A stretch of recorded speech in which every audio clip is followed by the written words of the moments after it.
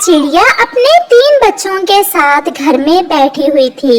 आज जंगल का मौसम कुछ ठीक नहीं था। हवा चल रही थी और आसमान पर बादल छाए हुए थे। बादल तो गहरे होते जा रहे हैं और मुझे अभी अपने बच्चों के लिए भोजन लेने भी जाना है। क्या करूं? मम्मा, आप भोजन लेने कब जाएंगी? मम्मा, हमें बहुत भूख लगी हुई है। वो छोटे बच्चे भूखे थे, उन्हें तो बस भोजन चाहिए था। वो क्या जानते थे कि उनकी मम्मा उनके भोजन को लेकर कितनी परेशान है। मुझे अपने बच्चों का पेट तो भरना होगा, मुझे जाना होगा। और अभी कौन सा बारिश शुरू हुई है। मैं बारिश शुरू होने से पहले पहले घर लौट आऊंगी। वो चिड़िया ऐसा सोचती है।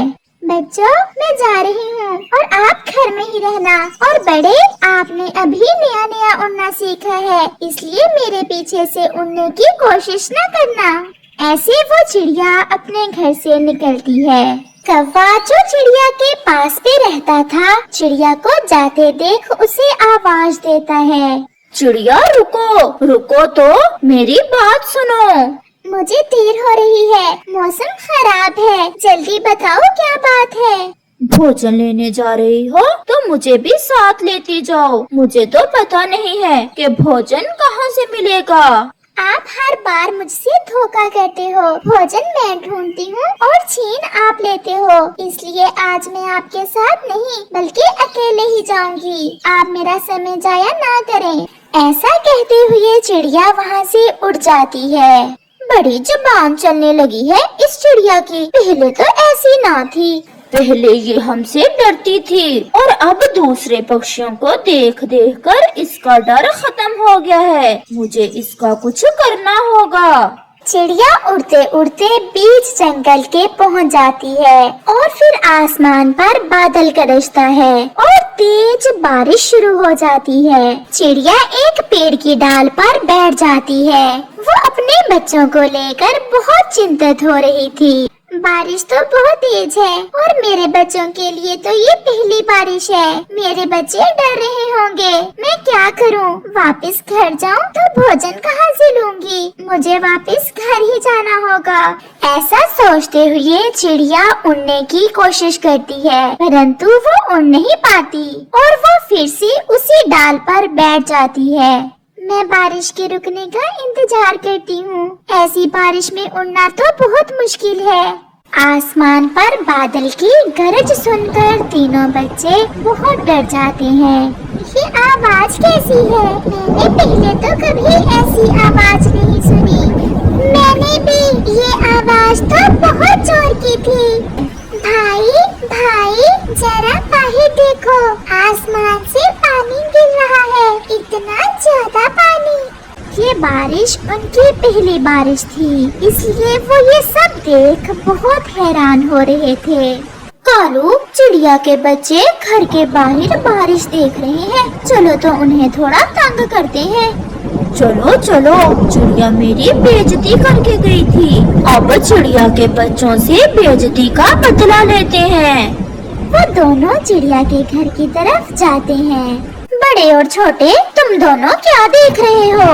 ये पानी कहाँ से आ रहा है और ये आवाज और ये रोशनी कैसी है? तुम्हारी मम्मा के चोट लगी है और वो रो रही है। ये पानी तुम्हारी मम्मा के आँखों से निकल रहा है।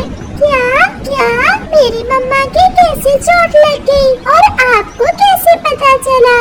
ये पानी देखकर पता चला हमें, और ये जो रोशनी नजर आ रही है वहाँ से तुम्हारी मम्मा तुम्हें बुला रही है। जाओ और अपनी मम्मा की मदद करो। ये सुनकर छोटा तो रोने लग जाता है। नहीं छोटे भाई, चुप कर जाओ। मम्मा कहती है ऐसे मुश्किल समय में रोते नहीं है। आप बहना का ध्यान रखना। मैं मम्मा के पास जाता हूँ। ऐसे बड़ा बच्चा उन कौवों के कहने पर अपनी मम्मा की मदद करने चला जाता है। उसे उड़ने में कोई मुश्किल ना हो रही थी, क्योंकि उसे तो उड़ने का बहुत शौक था। कालू जी, अब चिड़िया जब घर आएगी तो अपने बेटे को ना देख बहुत रोएगी और फिर मेरा दिल खुश हो जाएगा चिड़िया को रोते देखकर। चिड़िया भी डाल पर बैठी अपने बच्चों को याद कर रही थी। मैं थोड़ी ही देर में लौट आऊंगी मेरे बच्चों। मेरा बड़ा बेटा बहुत बुद्धिमान है, वो अपने छोटे बहन भाई को देख लेगा। चिड़िया ऐसे अपने दिल को तसल्ली देती है। चिड़िया का बड़ा बेटा अपनी माँ की खोज में उड़ता जा रहा था। वो उस रोशनी की दिशा में उड़ रहा था जो आसमान पर बादल की गरज से पैदा हो रही थी। एक बूढ़ी फाख्ता जब उस बच्चे को ऐसी तेज बारिश में उड़ता देखती है तो वो उसे आवाज देती है, सुनो सुनो छोटे पक्षी, मेरी बात सुनो। जी आंटी, मैं अपनी मम्मा की मदद को जा रहा हूँ। आपने मुझे क्यों आवाज दी? क्या हुआ है बेटा आपकी मम्मा को?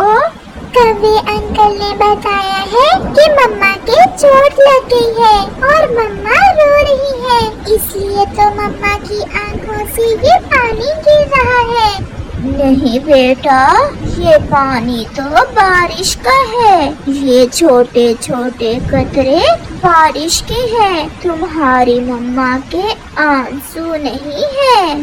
फिर मम्मा मुझे वो सामने रोशनी दिखाकर क्यों बुला रही है? मुझे ये सब अंकल कौवे और गोरी आंटी ने बताया है। आपकी मम्मा कहाँ गई थी जब आसमान से ये पानी शुरू हुआ? मेरी मम्मा भोजन लेने गई हुई थी। ये सब सुनकर वो बूढ़ी फाख्ता समझ जाती है कि कौवों ने कैसे उस छोटे बच्चे के साथ मजाक किया है, और ऐसा खतरनाक मजाक जो उसकी जान भी ले सकता है। उन कौवों ने आपको पागल बनाया है और उन्होंने आपको गलत रास्ते पर भेज दिया है। वो झूठ बोल रहे हैं, आप मेरा विश्वास करें। मैं तुम्हारी मदद करना चाहती हूँ। बेटा, आप ये छाता ले जाएं। ये कोई साधारण छाता नहीं है बेटा, ये आपके ऊपर ऊपर उड़ेगा और आपको आपकी मम्मा के पास ले जाएगा, और ये छाता आपको भोजन भी दिखाएगा। आप बहुत अच्छी हैं आंटी, आपने मुझे सीधा रास्ता दिखाया, और वो कौवे बहुत गंदे हैं जिन्होंने मुझसे सब झूठ बोला। फिर बड़ा वहाँ से उड़ता है तो वो छाता भी उसके ऊपर ऊपर उड़ने लगता है। अब वो बहुत अच्छा महसूस कर रहा था, वो पानी से भीग भी नहीं रहा था, उसे अब बहुत मजा आ रहा था। और फिर कुछ ही देर में वो छाता उसे उसकी मम्मा के पास ले जाता है।